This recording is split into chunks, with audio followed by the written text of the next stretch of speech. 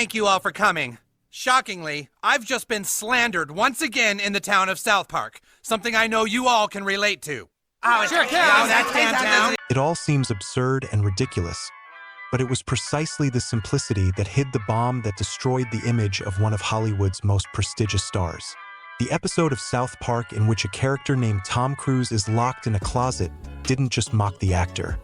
It shattered his public image and turned him into a constant subject of ridicule. Year after year, the shadow of that cartoon closet haunted him more than any news report or scandal. Imagine, one phrase is uttered on national television. Tom Cruise won't come out of the closet, and in a matter of minutes, millions of viewers see the pomp and circumstance being stripped away from his symbolic pedestal. In 22 minutes, the show did not limit itself to a couple of jokes. The character was deliberately dismantled. His cinematic aura, his familiar images of macho and hero, were adjusted to the status of a pathetic person who locked himself in a child's room because of his own complex. The result was not just a joke, but a large-scale, characteristic demolition operation, embellished with sarcasm and ruthless irony. The reaction was instant and violent. The headlines jumped from "Who said it?" to "What does it mean?" TV shows, tabloids, studio discussions, everything showed that the power of television and comedy can change public perception much faster than expensive PR campaigns. The actor who played Ethan Hunt and Maverick instantly found himself in the role of someone crying in a closet, and everyone could see it. Not because of a real scandal, not because of the paparazzi, but because of a cartoon joke paid for by just two writers with a microphone and a pencil. The key is that South Park consciously moved from funny to humiliating. The closet itself is not just a piece of furniture. It is a metaphor for the hidden, the concealed, what society tries not to notice but whispers about. The creators didn't hint at it, they shouted it out loud on the air. And that turned a random phrase into a meme, a cultural symbol. People began to quote, discuss, and retell this scene, and the phrase, "he won't come out of the closet," became part of everyday language, and thus cemented the image forever. But it wasn't just the form of ridicule that made the blow effective. The reaction of the object itself was important. In the episode, Tom Cruise appears as a man desperately seeking confirmation of his own importance from a child. He's not chasing fame or money. He just needs a simple "you're cool" from a regular guy. And the answer, "you're cool," this seemingly neutral phrase, acts as the most painful knife. No reinforcement, no praise, just indifference. For a character accustomed to applause and adoration, such neglect hurts more than a direct insult. It undermines the very foundation of the public ego. It gets worse. The show did not limit itself to one character. Other celebrities associated with a certain religious community were also targeted, which added extra sharpness to the satire. The issue raised is not just the actor's personal drama, but a criticism of the institution in which he is involved. It was about a system of influence, a culture of worship, and an attitude that creates not so much devotion as dependence. And South Park no longer just mocks the hero. It shows the mechanisms of power that seem to push celebrities into ridiculous and humiliating actions. The joke turned into a public conversation.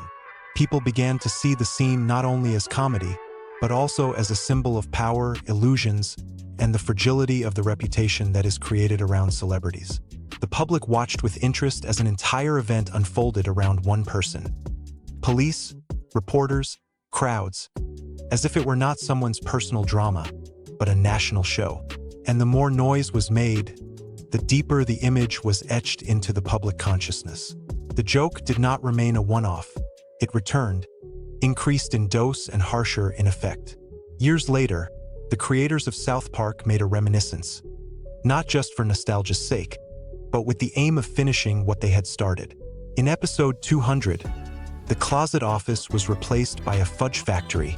Cruise is no longer hiding, but literally packing fudge, waving away accusations and shouting, "I'm not packing fudge." It looks childishly nasty and at the same time symbolic. A phrase, once invented, turns into a factory conveyor belt of meanings that processes a celebrity into a caricature. Reusing the plot is not just a pun. It is a strategic move. If the original joke gave rise to a meme, Then repetition makes the meme consistently recognizable and reinforces a new peak of perception. Each new episode is like a stamp in the image's passport. Now he's not just an actor, he's a joke. And over time, these stamps form a stable narrative. Any new film or interview with Cruise after that is already read through the prism of the cartoonish closet and the fad factory. It is more difficult for the public to abstract themselves from the label that has been attached. But the show went further in terms of content. In an attempt to stretch the limits of provocation, the writers introduced one of the most explosive topics into the plot: the image of the Prophet Muhammad. This was not a random insertion. It was calculated that the topic would provoke not just conversation, but a storm, including threats and external pressure. And indeed, when the plot raised the threat of a reaction from religious groups, television bosses and producers felt the weight of responsibility. Fear became part of the media reality.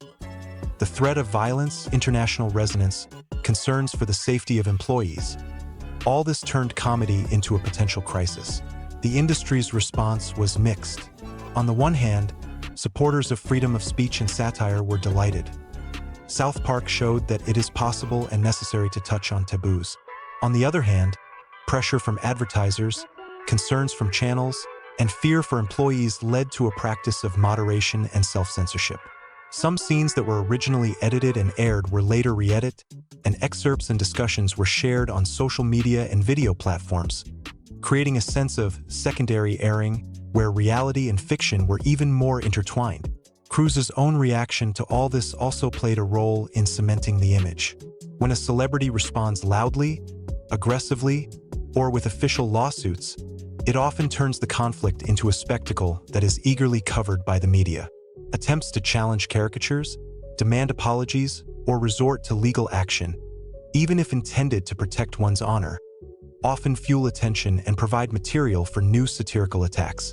The more heated the protests, the more reasons there are for jokes among those who believe that public figures must endure criticism and irony. No less important is the fact that satire eventually shapes a collective version of reality, a popular myth about a celebrity. Within this myth, individual facts, random phrases, interviews, rumors cease to be isolated events and serve as building blocks for a new legend. In Cruise's case, this meant that even if the rumors were unverified or hypothetical, the multiplier effect of satire made them part of the public narrative.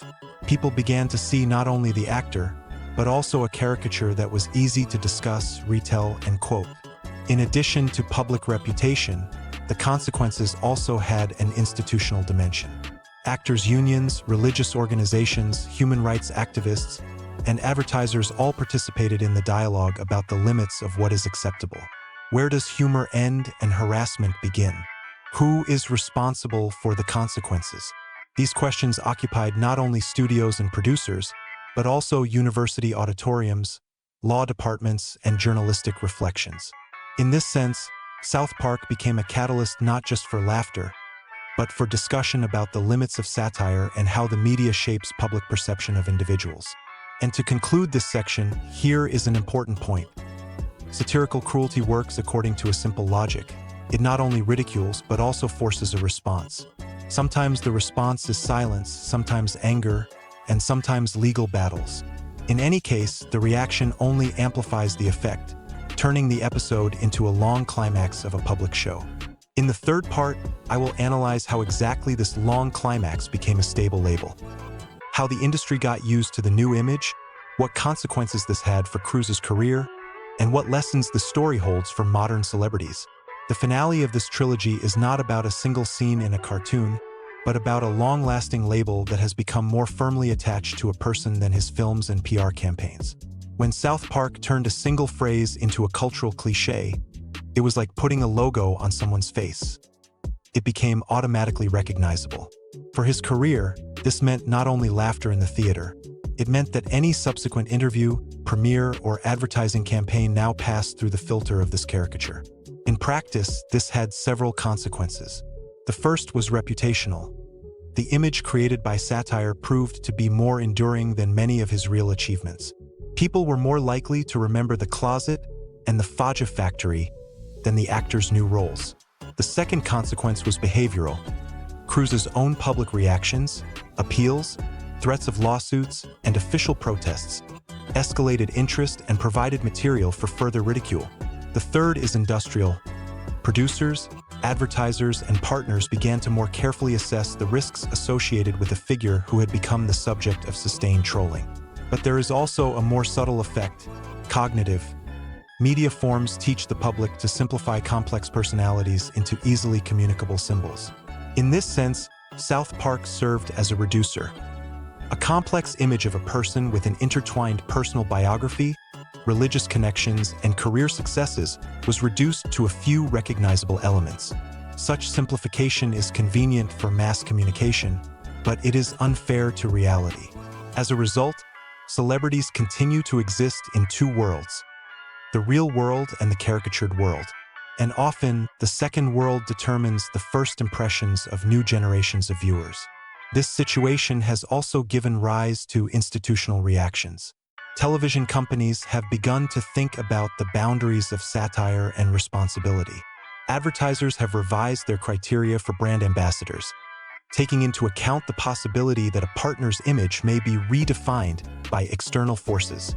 Media legal departments have strengthened their threat response protocols, and in some cases, the practice of preliminary consultations with PR experts when releasing controversial content has emerged.